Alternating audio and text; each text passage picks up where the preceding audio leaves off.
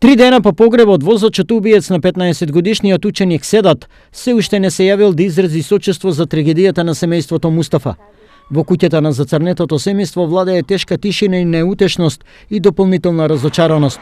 Како е можно, велат тие, човекот кој им предизвика болка за цел живот, лично или преку посредник, да покаже жал за младиот живот? Нема и ни чувство има, не грее, ни друго нешто.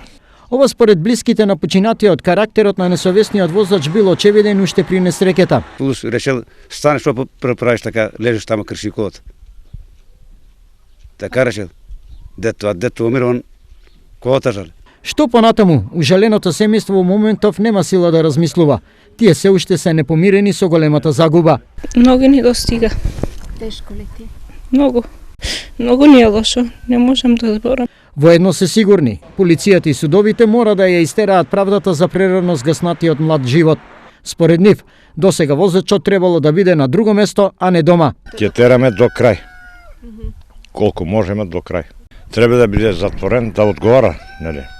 Законот, нели, да гоне работа како што. Сепак, веројатно ќе престои долг и за сите напорен случај, но возачот убиец го чека сигурна казна.